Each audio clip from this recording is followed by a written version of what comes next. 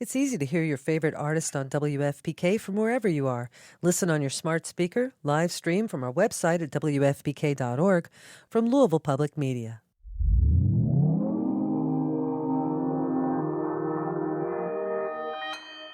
Consequence Podcast Network.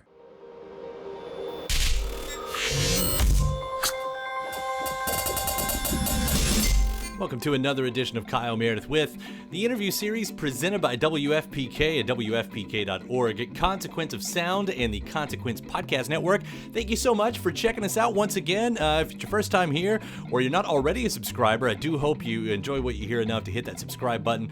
As we put out a lot of interviews, 3 new interviews every single week, a brand new one every Monday, Wednesday, and Friday. It is seriously a great way to keep up with all of your favorite artists, discover some new ones, and know what's happening in the music world. iTunes, Apple Podcasts, Spotify, YouTube, Acast, anywhere you like to get your podcast from. Just type in Kyle Meredith with subscribe. We'll take care of the rest. I'm Kyle Meredith. Today I'm going to be talking with Brian Wheats of the band Tesla. He has just released his autobiography, Son of a Milkman. We're going to be talking about what brought it on, what brought writing a book on at this point of his career. It actually stretches all the way back to early on in his Tesla career when he was looking for a source of therapy. That also bridges into some of the darker parts of it. Brian, at the height of Tesla's fame, was suffering from bulimia, anxiety, depression. That is talked about in detail in this book. I do want to talk about what it was like for him at the time, what it was like writing about it, and his state now. You know, he's come out on the other side, but it's definitely still something that he has to battle on a consistent basis, you know, to keep his mental health in check. On the brighter side of things, his all-time greatest idol, Paul McCartney, of course, just released a brand new record, McCartney III. I want to talk about McCartney's influence on his career. I want to talk about the day that he met him in England, but I also want to hear what he thinks about the new McCartney record. So that's going to be in here as well. Let's get into this. It's Kyle Meredith with Brian Wheat of Tesla. Hey, buddy, how are you? First off, congratulations, Son of a Milkman. I know a book is not the easiest thing to do, but it's a hell of a read. Congratulations on this. Yeah, thank you. Appreciate it. What made this time to finally tell your story? I think the fact that Tesla's, entering into its 36th year as a band was one of the large parts of it. And the other part is that I was encouraged to write a book when I was in my 20s, and by my doctor when I was doing therapy, and which I liked the idea. But back then, I don't think anyone would have wanted to read a book by a guy that's only put 2 records out, right? So now when you're at 15 records out and 36 years in the business, it's a bit more, I think, enticing to read a book by that guy. Well, there's definitely a lot more story to tell these days, and you cover a lot of ground. The light moments, the celebratory moments, the dark moments too, and of course I want to ask about those in a minute, what it was like writing about those. But I was thinking, though, one of the more lighthearted moments of the book is beyond your own story.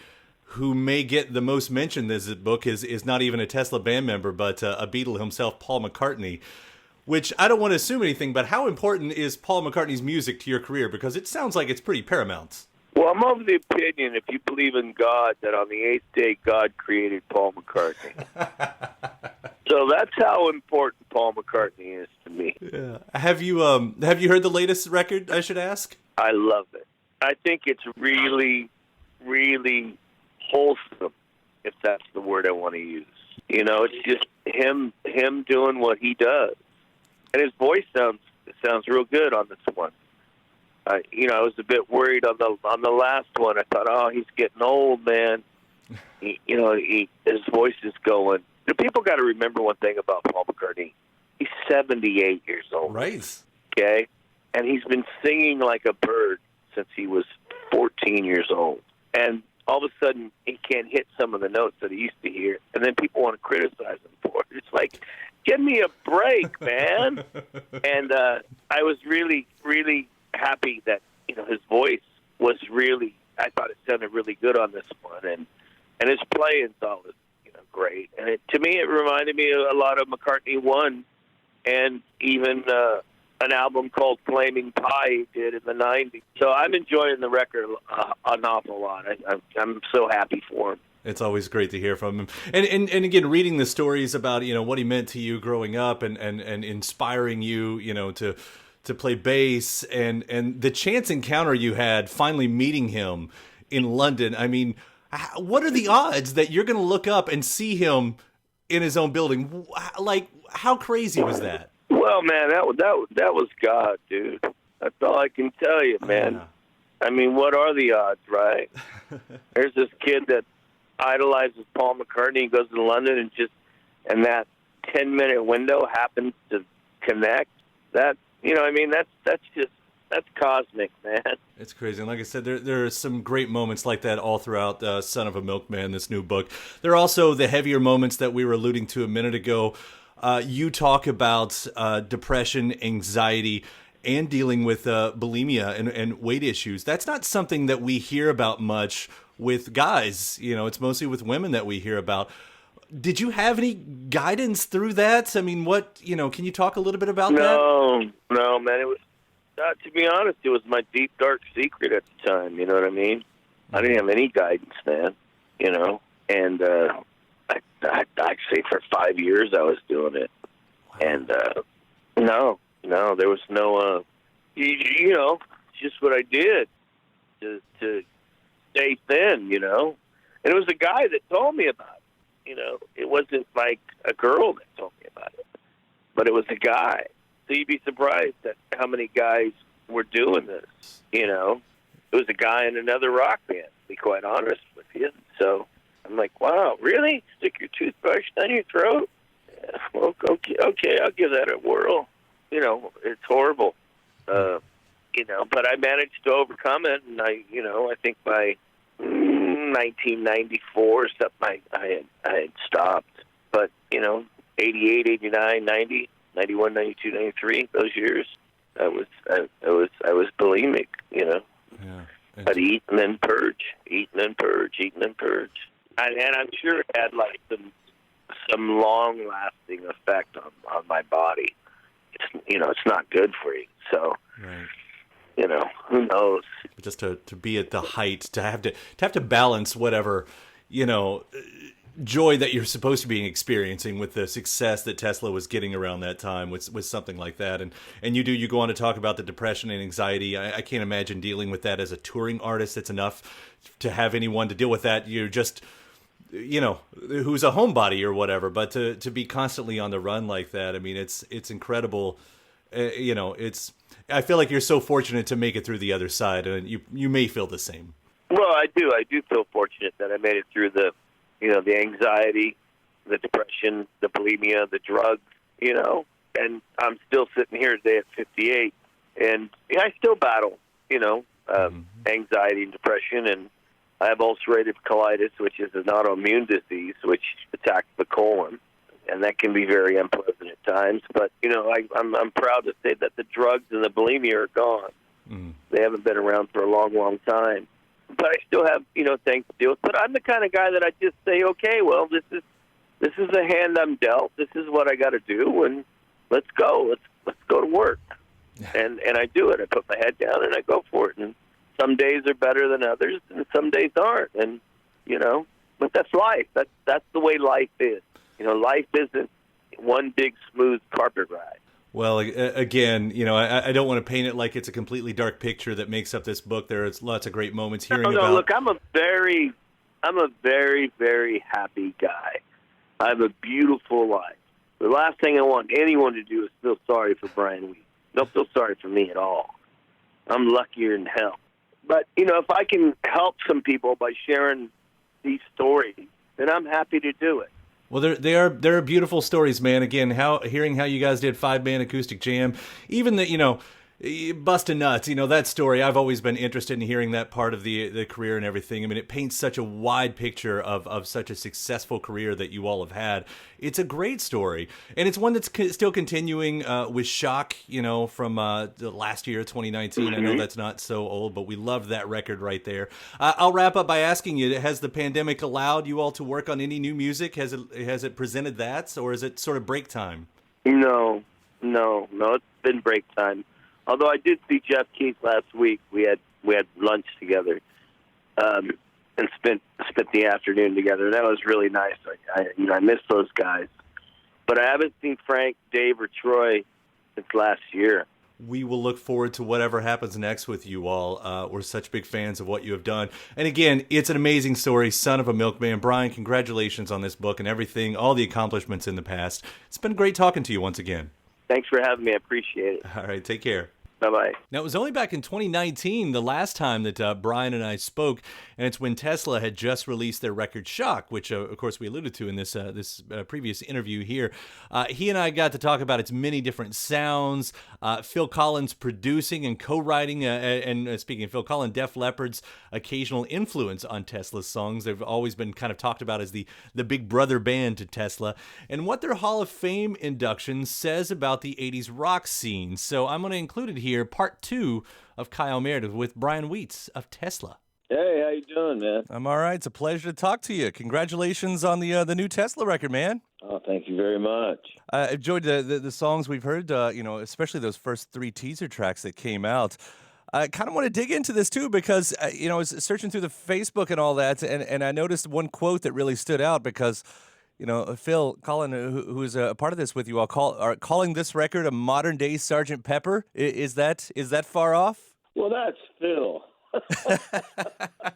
That's Phil's comment. Don't hold me to that. That's a pretty bold statement. I wouldn't say that. That's Phil Collins' statement, and I can't be held accountable for calling it the modern-day Sgt. Pepper.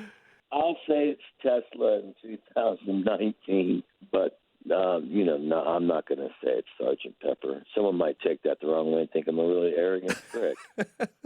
No, I got you, but I do see where he's coming from in a way because there is a lot of different sounds on this record. I mean, like I said, even from those first 3, the differences between Shock and Taste Like and California Summer Song, which California Summer Song that really kind of showcases. I don't know. It feels even different than anything you all have done before. Where did that one come from? It is different than anything we've done before, and that was the thing. With this album, it's like let's try and do some new things that we haven't done before. And that probably being the highlight of a new road that we haven't been down. It started out with Frank, and then with any of these songs on this album, if it was Frank's idea or it was my idea or Dave Rude's idea, basically, we would go to Phil and then finish the song with Phil. So in the past, where we may have gotten in a room and just hashed it out for a couple weeks, these songs were way more crafted in the sense of, sitting in a dressing room while we're on tour, because we've been on tour with Def Leppard for 3 consecutive summers.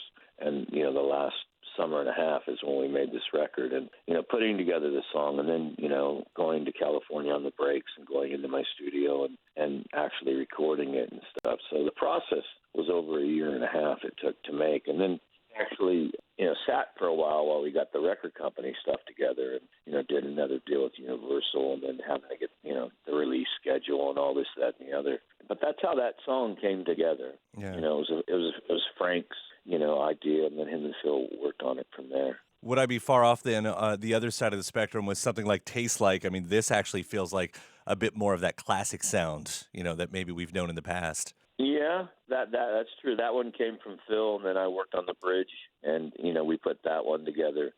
So it was wherever the idea came from didn't matter. We just made it the best it could be, whoever's idea it was. But yeah, that definitely has a maybe an earlier Tesla vibe to it. AC/DC, Def Leppard, whatever. I mean, some people say, Phil's turned them into sounding like Def Leppard. Well, we've sounded like Def Leppard for many years. I mean, if you go back to our first album, Easy Come Easy Go sounds like Def Leppard.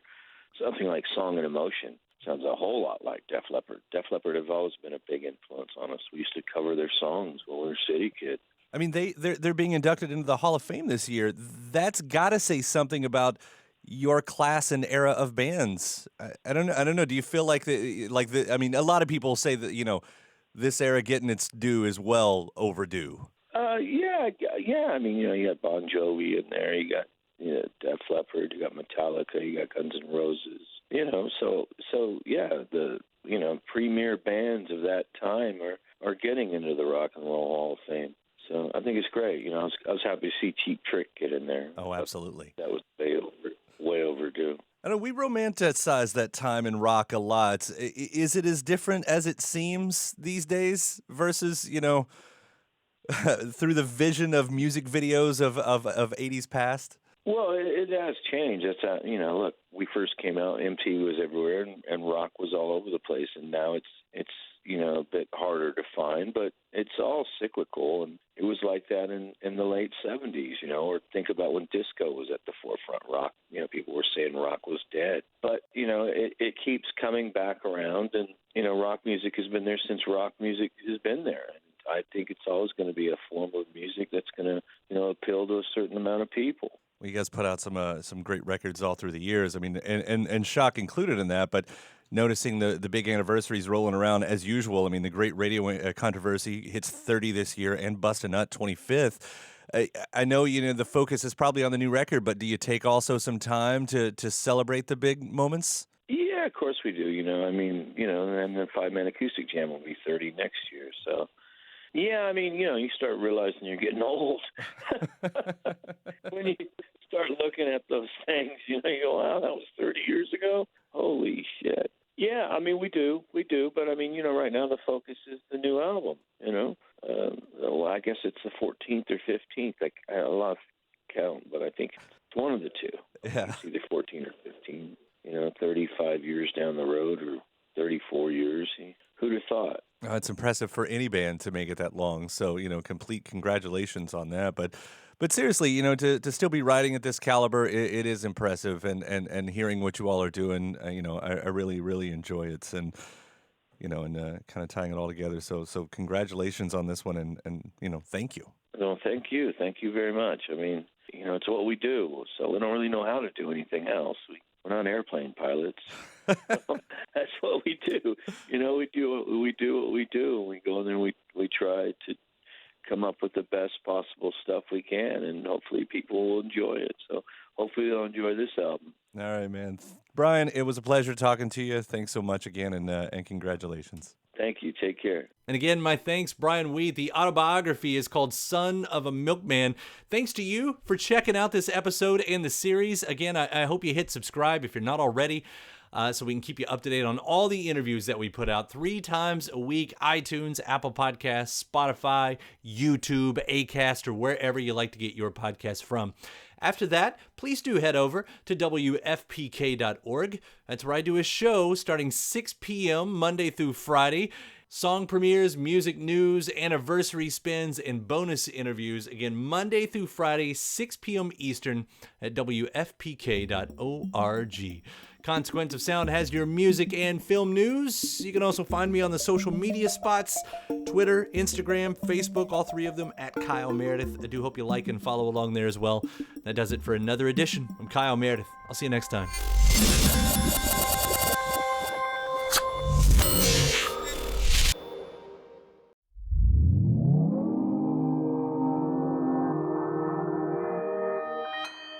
Consequence Podcast Network. I'm Lior Phillips, host of This Must Be the Gig. We're a weekly podcast that documents everything about the world of live music, speaking with choreographers, costume and set designers, the people who run beloved venues and festivals, and, of course, speaking with musicians about that one gig that changed their lives. Get your peek behind the curtain at consequenceofsound.net, Apple Podcasts, or wherever you listen to your podcasts. It's easy to hear your favorite artist on WFPK from wherever you are. Listen on your smart speaker, live stream from our website at WFPK.org, from Louisville Public Media.